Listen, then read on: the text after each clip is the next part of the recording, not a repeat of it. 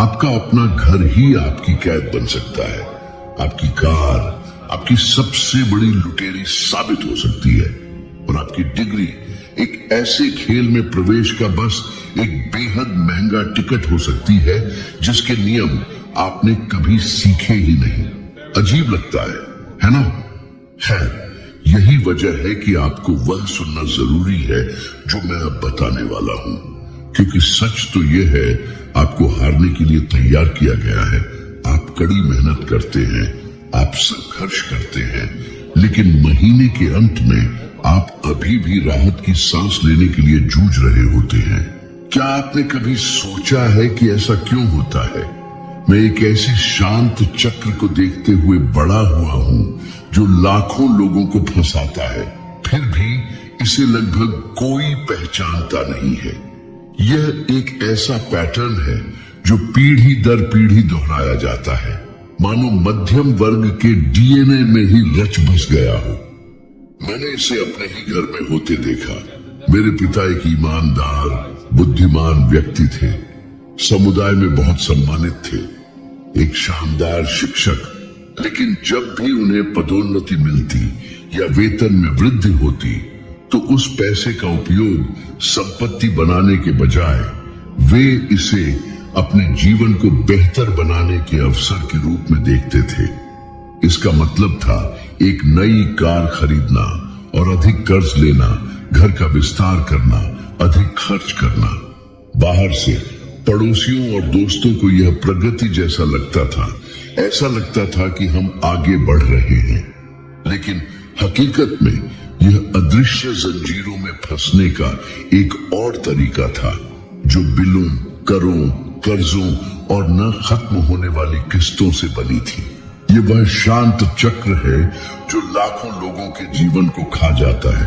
आप जितना अधिक कमाते हैं उतना ही अधिक खर्च करते हैं। ये एक ऐसी ट्रेडमिल पर दौड़ने जैसा है जो कभी रुकती नहीं।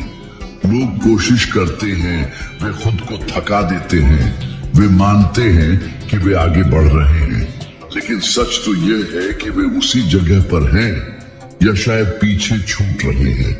और ऐसा इसलिए नहीं होता क्योंकि वे गैर जिम्मेदार होते हैं, बल्कि इसलिए होता है क्योंकि उन्हें इसी तरह सोचना सिखाया गया था। आपने कितनी बार यह जुमला सुना है, जब मैं और कमाऊंगा तो मेरा जीवन बेहतर हो जाएगा।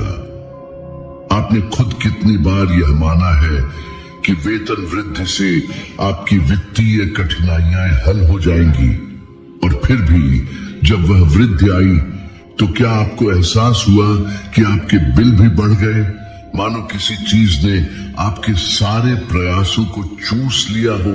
समस्या वेतन में नहीं है, समस्या नकदी प्रवाह, कैश फ्लो में है।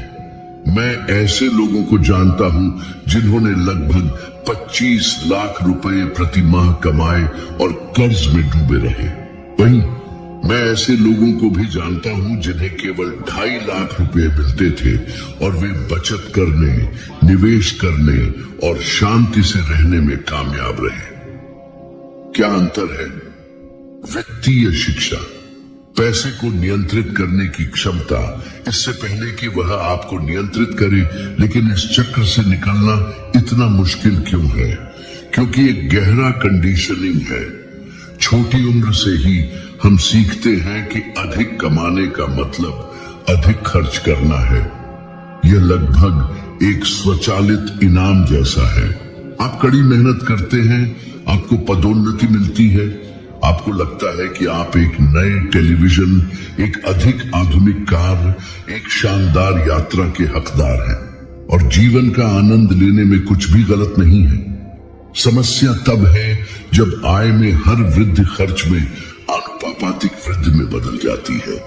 उस क्षण आप आगे नहीं बढ़ रहे होते, आप बस अपनी वित्तीय जेल में एक सुनहरी कोठरी को रंग रहे होते हैं। मुझे अपने पिता के चेहरे पर गर्व की चमक याद है जब उन्होंने पदोन्नति के बाद खरीदी हुई कोई नई चीज दिखाई।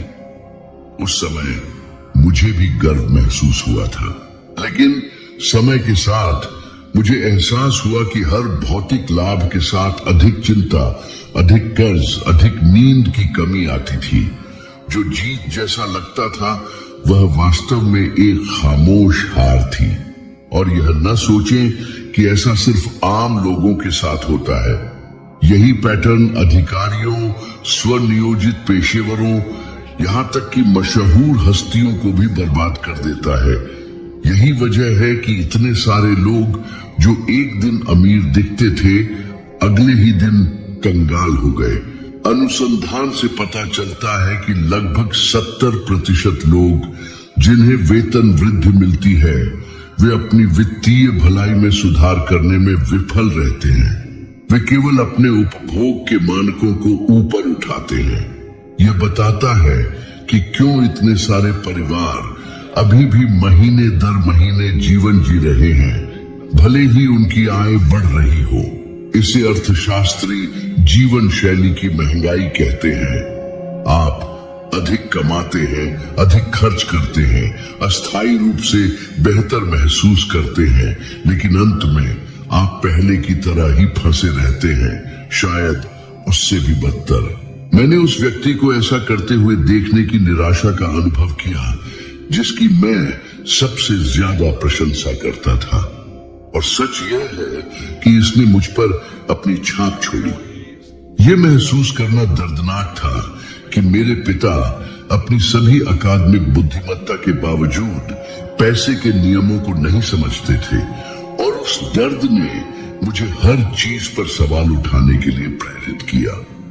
तभी मुझे पता चला कि आप कितने भी शिक्षित या सम्मानित क्यों ना हो, यदि आप यह नहीं समझते कि पैसा कैसे काम करता है, तो आप इस चक्र के शिकार होंगे।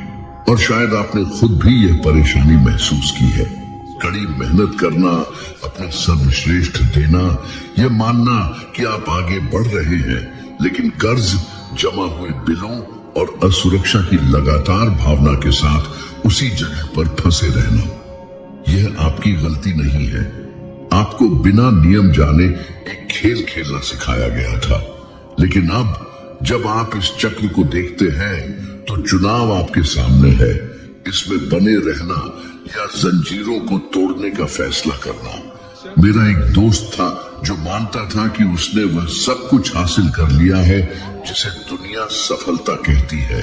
वह एक बड़ी कंपनी में काम करता था, उसने एक प्रतिष्ठित पद प्राप्त किया, उसे उच्च वेतन मिलता था और यहाँ तक कि वार्षिक बोनस भी मिलते थे। कागज पर वह सफलता की तस्वीर था और स्वाभाविक रूप से उसने सोचा कि अब विजेता की तरह जीने का समय आ गया है। उसने एक लग्जरी कार खरीदी, एक पॉश इलाके में एक बड़े घर में चला गया, अपने बच्चों को एक अविश्वसनीय रूप से महंगे निजी स्कूल में दाखिला दिलाया, शानदार रेस्तरां, विशेष क्लबों में अक्सर जाता था और बिना सोचे समझे खर्च करता था। हर खरीद उचित लगती थी क्योंकि आखिरकार उसने इसे हासिल करने के लिए कड़ी मेहनत की थी। लेकिन किसी ने यह नहीं देखा कि उसकी पूरी जीवन शैली संपत्ति से नहीं बल्कि एक ही आय स्रोत से टिकी हुई थी, उसकी नौकरी। संकट आने में बस देर थी, कंपनी ने लागत में कटौती की और उसे नौकरी से निकाल दिया गया और पूरा महल ढह गया। कुछ ही हफ्तों में उसने खुद को कर्ज में डूबा हुआ पाया, बिना किसी बचत के, एक ऐसी जीवन शैली के साथ जिसे बनाए रखना असंभव था। लग्जरी कार एक बोझ बन गई, घर चिंता का स्रोत बन गया, उसके क्रेडिट कार्ड सीमा तक भर गए। जो एक समय सफलता जैसा लगता था वह कर्ज और असुरक्षा की एक जेल साबित हुआ। यह कहानी कोई अलग थलग मामला नहीं है, यह हर दिन अलग अलग पैमानों पर दोहराई जाती है। यह वही है जो अधिकारियों, डॉक्टरों, वकीलों, उन पेशेवरों के साथ होता है जो बहुत कमाते हैं और मानते हैं कि उनकी आय हमेशा सुनिश्चित रहेगी। लेकिन दुनिया ऐसे काम नहीं करती। कंपनियां बंद होती हैं, बाजार बदलते हैं, संकट बिना किसी चेतावनी के आते हैं, और जो कोई भी केवल अपने वेतन पर रहता है, चाहे वह कितना भी अधिक क्यों न हो, वह हमेशा पतन से बस एक कदम दूर होता है। सबसे चौंकाने वाली बात यह है कि सांख्यिकीय रूप से अधिकांश लोग बिल्कुल इसी तरह जीते हैं। अध्ययन बताते हैं कि लगभग 60% परिवारों के पास तो 3 महीने के खर्चों के लिए भी पर्याप्त आपातकालीन निधि नहीं होती। इसका मतलब है कि अगर वे कल अपनी आय का मुख्य स्रोत खो देते हैं तो वे घबरा जाएंगे। और यह ठीक यही कमजोरी है जो इतने सारे जीवन को नष्ट कर देती है। क्योंकि आपने कितनी भी सुंदर जीवन शैली क्यों न बनाई हो, यदि वह एक कमजोर नींव पर टिकी है तो सब कुछ ढहने में बस एक झटके की देर होती है। मैंने ऐसी कहानियों को देखकर सीखा है कि अमीर दिखने और आर्थिक रूप से स्वतंत्र होने में एक बहुत बड़ा अंतर है। अमीर दिखना आसान है, आपको बस कर्ज लेना है, लग्जरी सामानों का वित्त पोषण करना है और एक छवि बनाए रखनी है। लेकिन आर्थिक रूप से स्वतंत्र होने के लिए अनुशासन, रणनीति और सबसे महत्वपूर्ण बात, वह हिम्मत चाहिए जो दूसरों के पीछे न चले। मुझे एक और मामला याद है, एक जोड़े का जिससे मैं अपने एक व्याख्यान में मिला था। उनकी आय अधिक थी, दोनों सफल पेशेवर थे, लेकिन हर बार जब वे अधिक कमाते थे तो वे दिखावे पर बनी एक जीवन शैली को बनाए रखने के लिए और अधिक कर्ज में डूब जाते थे। जब 2008 का संकट आया तो उन्होंने लगभग सब कुछ खो दिया। विडंबना यह है कि उनका एक पड़ोसी जो बहुत कम कमाता था, उसने छोटे किराए की संपत्तियों में निवेश किया था, जबकि वे जीवित रहने के लिए अपनी संपत्ति बेच रहे थे। ये पड़ोसी संकट के बीच भी हर महीने किराया प्राप्त करता रहा। इसीलिए मैं कहता हूं, उच्च वेतन को स्वतंत्रता के साथ भ्रमित न करें।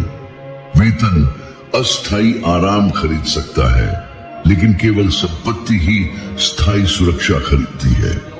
असली जोखिम पैसा खोने में नहीं है, बल्कि यह मानने में, समय बर्बाद करने में है कि स्थिति और उपभोग प्रगति के संकेत हैं। यही वह भ्रम है जो अधिकांश लोगों को फंसाए रखता है, यहां तक कि उन्हें भी जो शीर्ष पर लगते हैं। तो खुद से पूछें, क्या आप एक ठोस भविष्य बना रहे हैं या सिर्फ एक नाजुक मुखौटा? क्या जो जीवन आप दूसरों को दिखाते हैं वह वास्तव में आपका है, या यह बस एक ताश का महल है जो वास्तविकता की पहली सांस में ढाने वाला है? जो लोग फंसे रहते हैं और उन छोटे समूहों को जो स्वतंत्रता प्राप्त करते हैं, उन्हें वास्तव में नकदी प्रवाह की समझ अलग करती है। यह वह राशि नहीं है जो आपको महीने के अंत में मिलती है, जो आपके भविष्य को निर्धारित करती है, बल्कि वह दिशा है जो पैसा आपके हाथों में आने पर लेता है। मैंने यह मुश्किल तरीके से सीखा उन लोगों को देखकर जिन्होंने मुझसे कहीं अधिक कमाया और फिर भी कर्ज में डूबे हुए, चिंतित, बिना किसी सुरक्षा के थे। और मैंने कम वेतन वाले लोगों को भी देखा, लेकिन जो हर पैसे को नियंत्रित करना जानते थे, समय के साथ शांति और स्वतंत्रता जमा करते गए। अंतर एक ऐसे विवरण में था जिसे अधिकांश लोग अनदेखा करते हैं। कमाना ही पर्याप्त नहीं है, आपको पैसे से अपने लिए काम करवाना होगा। मैं अपने पहले निवेश के प्रभाव को कभी नहीं भूलूंगा। इसने मुझे महीने के सिर्फ 2000 रुपए दिए। कई लोगों के लिए यह महत्वहीन, लगभग हास्यास्पद लगता था, लेकिन मेरे लिए यह क्रांतिकारी था, क्योंकि वह पैसा मेरे शारीरिक प्रयास से नहीं आया था, यह घंटों के काम से नहीं आया था, यह एक ऐसी संपत्ति से आया था जिसे मैंने बनाया था। यह एक संकेत था कि मैंने एक जंजीर तोड़ दी थी। पहली बार मुझे लगा कि पैसा मेरे लिए काम कर सकता है, और वह भावना परिवर्तनकारी है। प्रारंभिक राशि चाहे कितनी भी हो, महत्वपूर्ण यह समझना है कि हर नकदी प्रवाह, चाहे वह कितना भी छोटा क्यों न हो, स्वतंत्रता का बीज है। अधिकांश लोग जो गलती करते हैं वह आय को प्रवाह के साथ भ्रमित करना है। बैंक खाते में पैसा बचाना प्रवाह नहीं है, यह बस कुछ ऐसा जमा करना है जो समय के साथ मूल्य खो देगा। नकदी प्रवाह अलग है, यह निरंतर उतार चढ़ाव है। यह आश्वासन है कि आप सोते समय भी, संकट के समय में भी एक धारा बहती रहती है जो स्थिरता और आत्मविश्वास लाती है। यह आपको अगले अप्रत्याशित घटना के डर के बिना भविष्य के लिए योजना बनाने की अनुमति देता है। वित्तीय सेहत पर हुए शोध लगातार यह दर्शाते हैं कि निष्क्रिय आय, पैसिव इनकम के स्रोतों वाले व्यक्ति केवल वेतन पर निर्भर रहने वालों की तुलना में कहीं अधिक खुशी और सुरक्षा महसूस करते हैं। यह कोई इत्तेफाक नहीं है। मानव मस्तिष्क स्थिरता और अनुमानित भविष्य पर बेहतर प्रतिक्रिया देता है। इसीलिए एक छोटी लेकिन निश्चित राशि भी एक बड़ी पर अनिश्चित आय से ज्यादा मानसिक शांति दे सकती है। मैंने यह अपनी पत्नी किम के साथ व्यक्तिगत रूप से देखा है। उस समय उसने जो पहली संपत्ति खरीदी थी वह एक बहुत बड़ा जोखिम लग रही थी। उसकी कीमत 37,35,000 रुपए थी, जो हमें बहुत बड़ी रकम लगती थी। लेकिन उसने सारे आंकड़े खंगाले, नकदी प्रवाह, कैश फ्लो का विश्लेषण किया, जोखिम का आकलन किया और आगे बढ़ने का फैसला किया। उस पहले कदम ने कहीं बड़े रास्ते खोले। आज वह हजारों अचल संपत्ति इकाइयों का प्रबंधन करती है, लेकिन यह सब एक देनदारी, लायबिलिटी को एक संपत्ति, एसेट में बदलने और नकदी प्रवाह की शक्ति पर भरोसा करने के निर्णय से शुरू हुआ था। ये वह बात है जिसे लगभग कोई भी सही मायने में नहीं समझ पाता। खर्च कम करना स्वतंत्रता पाने जैसा नहीं है। खर्चों में कटौती शायद अस्थायी राहत दे सकती है, लेकिन यह दौलत नहीं बनाती, नकदी प्रवाह बनाता है। यह हर चुनाव को एक निवेश में बदल देता है, हर एक पैसे को आपके लिए काम करने वाले सैनिक में बदल देता है। सच्ची वित्तीय बुद्धिमत्ता यह है अपने पैसे को ऐसे चक्रों में घुमाना जो आपके पास वापस आते हैं, बजाय इसके कि आप इसे तत्काल सुखों को पूरा करने के लिए खो दें। तो सोचिए, आज आपका पैसा कहां जा रहा है? क्या यह ऐसी संपत्तियों में बदल रहा है जो आपके लिए काम करती हैं, या केवल ऐसी देनदारियों में जो आपकी ऊर्जा खत्म कर देती है? इस सवाल का जवाब यह तय करता है कि आप वाकई एक ठोस भविष्य बना रहे हैं या सिर्फ महीने दर महीने गुजारा कर रहे हैं। असली राज यह नहीं है कि आप कितना कमाते हैं, बल्कि यह है कि आप अपने जीवन में कितना पैसा वापस ला सकते हैं। क्योंकि जब नकदी प्रवाह आपके पक्ष में काम करना शुरू कर देता है, भले ही वह छोटा क्यों ना हो, तो आप पैसे के गुलाम नहीं रहते, बल्कि उसके कमांडर बन जाते हैं। हमारे समाज में एक गहरी जड़ जमाई हुई धारणा है कि घर का मालिक होना स्थिरता और उपलब्धि का अंतिम प्रतीक है। हम बड़े हुए यह सुनते हुए कि संपत्ति का मालिक होना सुरक्षा का मतलब है, कि यह किसी भी व्यक्ति के पास सबसे बड़ी संपत्ति है। मैंने यह अपने पिता से अनगिनत बार सुना था। उनके लिए जो व्यक्ति अपने घर का मालिक था वह एक सफल आदमी था, और मैंने लंबे समय तक इस विचार में विश्वास किया जब तक मुझे यह पता नहीं चला कि यह मानसिकता एक खामोश जाल में बदल सकती है। मैंने इसका अनुभव खुद किया जब मैंने हवाई में एक घर खरीदा। यह एक सपनों की जगह थी, समुद्र के किनारे एक सचमुच का पोस्टकार्ड जैसा नजारा। बाहर से देखने वाले किसी भी व्यक्ति के लिए यह उपलब्धि का शिखर लगता था, लेकिन धीरे धीरे जो एक सपना था वह एक बुरे सपने में बदलने लगा। हर साल टैक्स बढ़ते गए, रख रखाव का शुल्क बेहिसाब था, और हर छोटी मरम्मत एक बहुत बड़ा खर्च बन गई। वह घर जिसे मुझे गर्व और शांति देनी चाहिए थी, वह मेरे वित्त को खत्म करने लगा, मेरी ऊर्जा, समय और स्वतंत्रता को चूसने लगा। मुझे एहसास हुआ कि संपत्ति एक एसेट नहीं थी, यह एक देनदारी थी। इसलिए नहीं कि उसमें मूल्य की कमी थी, बल्कि इसलिए कि उसने मेरी जेब में पैसा नहीं डाला। इसके विपरीत वह लगातार पैसा बाहर निकाल रही थी। यह वह महत्वपूर्ण अंतर है जिसे लगभग कोई नहीं समझता। समाज जो भी तय करे, जो चीज किसी को संपत्ति या देनदारी के रूप में परिभाषित करती है, वह यह है कि यह आपके नकदी प्रवाह को कैसे प्रभावित करती है। जब मैंने आखिरकार उस घर को बेचने का फैसला किया तो यह आसान नहीं था। वह एक खूबसूरत जगह थी, यादों और प्रतिष्ठा से भरी हुई थी, लेकिन सच्चाई यह है कि प्रतिष्ठा बिल नहीं भरती और यादें स्वतंत्रता की गारंटी नहीं देती। इसे बेचने पर मुझे अपने कंधों से एक बोझ उतरता हुआ महसूस हुआ। मैंने दिखावे पर स्वतंत्रता को चुना और तभी मुझे मानसिकता में एक मौलिक बदलाव का एहसास हुआ। अचल संपत्ति तभी एक सच्ची संपत्ति होती है जब वह सकारात्मक नकदी प्रवाह उत्पन्न करती है। जब आप इसे किराए पर देते हैं, जब आपको उसके लिए काम किए बिना महीने दर महीने पैसा आता है। इसी तरह मैंने अपनी स्वतंत्रता की नींव बनाना शुरू किया।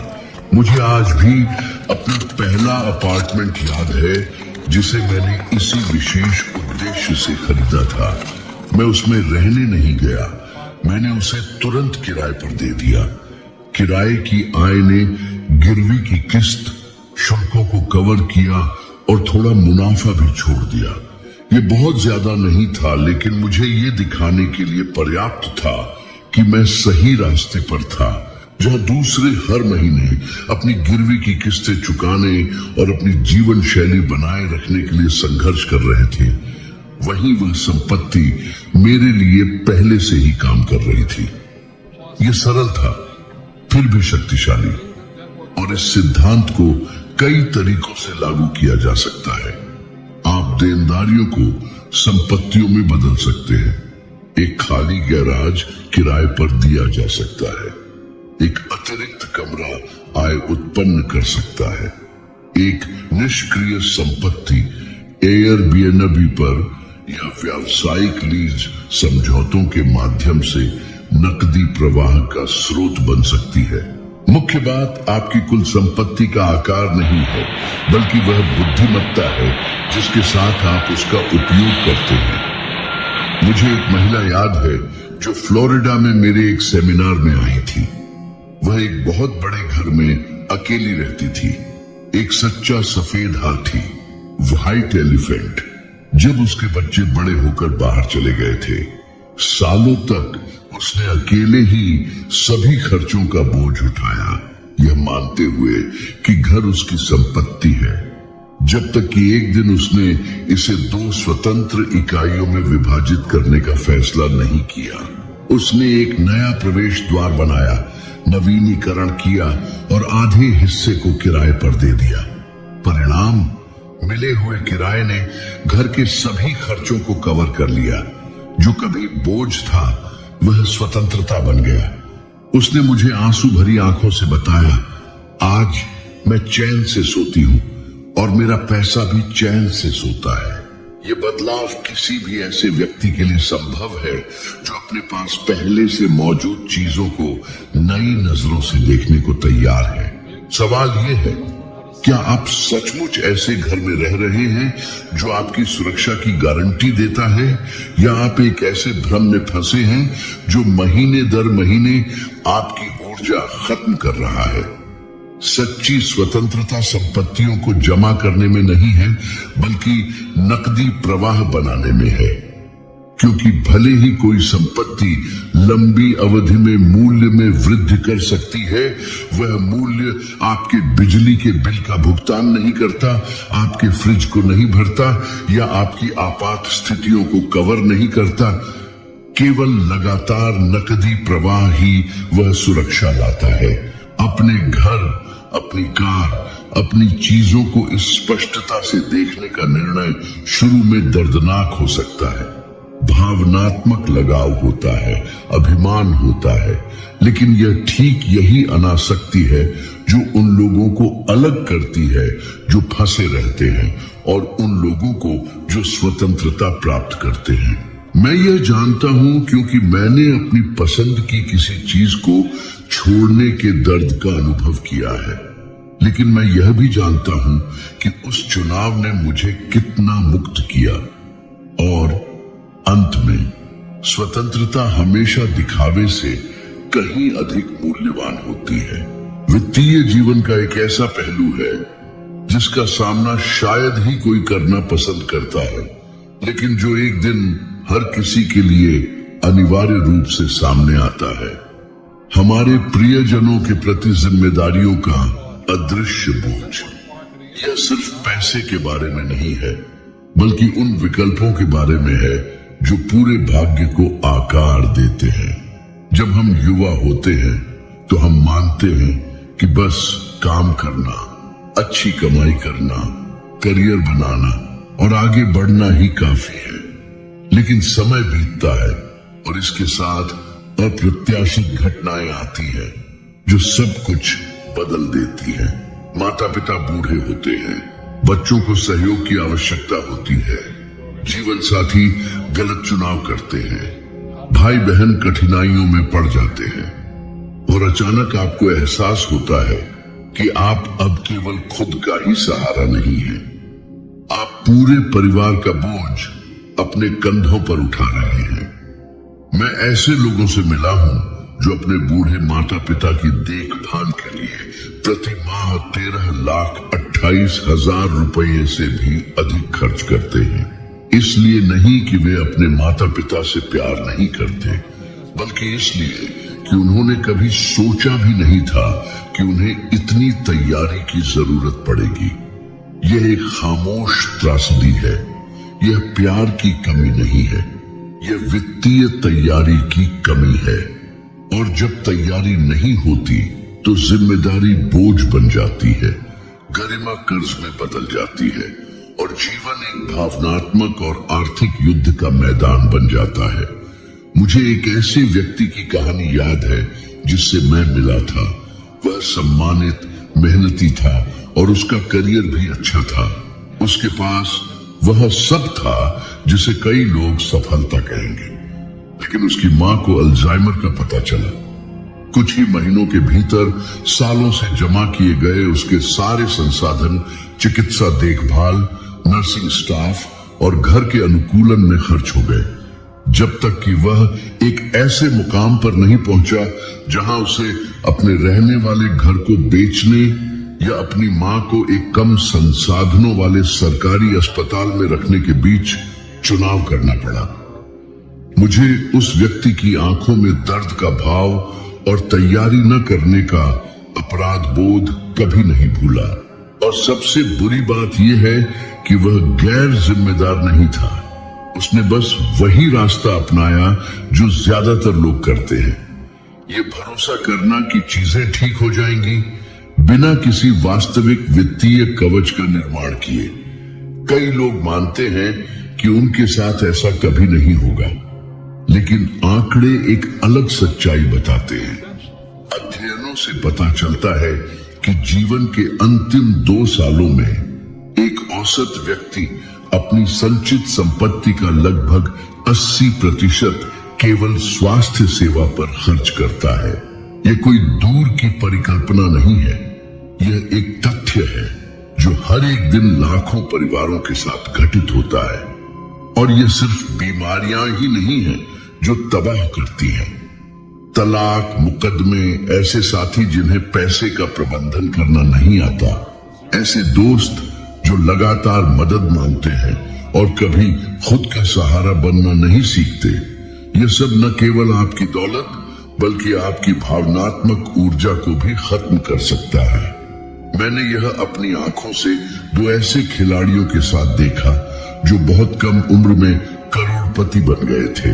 उनके पास शोहरत थी, कई करोड़ रुपए के कॉन्ट्रैक्ट थे, आलीशान घर थे, स्पोर्ट्स कारें थी। वे कल की चिंता के बिना तीव्रता से जीते थे। लेकिन फिर तलाक हुए, मुकदमे हुए, संपत्ति का बंटवारा हुआ, गुजारा भत्ता चुकाना पड़ा। 5 साल से भी कम समय में वे गहरे कर्ज में डूब गए। जबकि पूर्व पत्नियों में से एक, जिसने तलाक के निपटारे से अपना हिस्सा लिया और उसे अचल संपत्ति में निवेश किया, वह केवल किराए की आय से आराम से जीने लगी। यह जीवन की क्रूर विडंबना है। जिसे लगता था कि उसके पास सब कुछ है, उसने सब कुछ खो दिया, और जिसने संपत्ति की शक्ति को समझा, उसे शांति मिली। लेकिन मैंने दूसरा पक्ष भी देखा।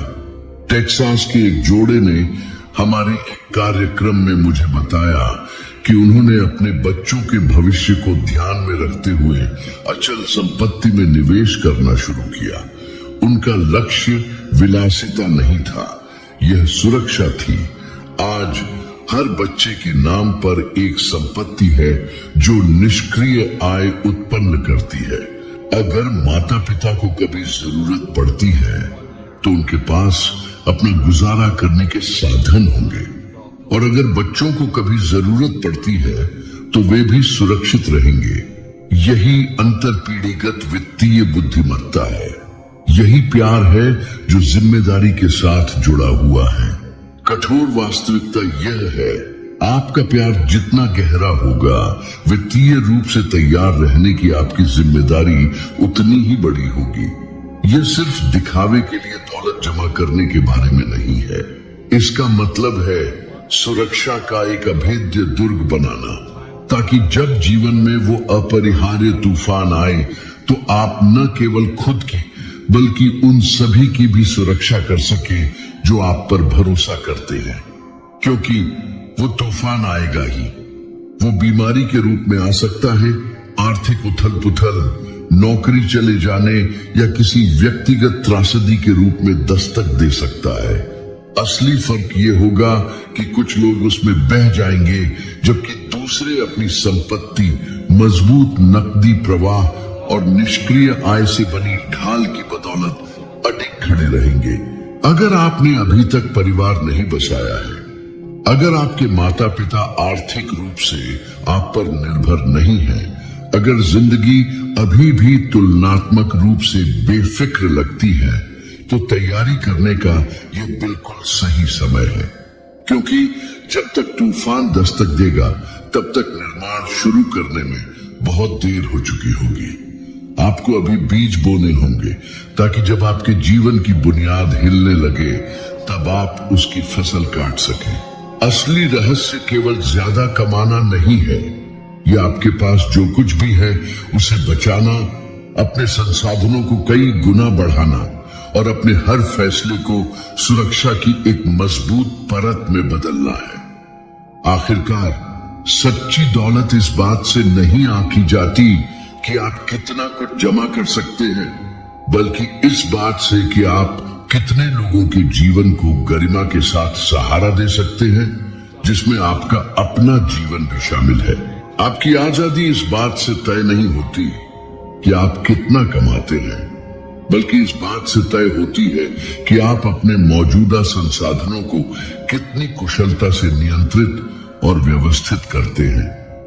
एक बार जब आप यह बात समझ जाते हैं, तो हर वित्तीय फैसला एक भारी बोझ होने के बजाय संभावित नुकसान को बड़े लाभ में बदलने का एक शक्तिशाली अवसर बन जाता है।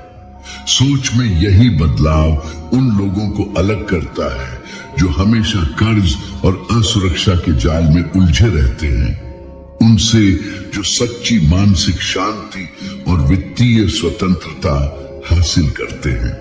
और अगर आप अपनी प्रगति को जारी रखने के लिए उत्सुक हैं, तो आपकी स्क्रीन पर अब जो अगला वीडियो दिख रहा है, वह वित्तीय समझदारी की ओर आपकी यात्रा का अगला अहम पड़ाव है।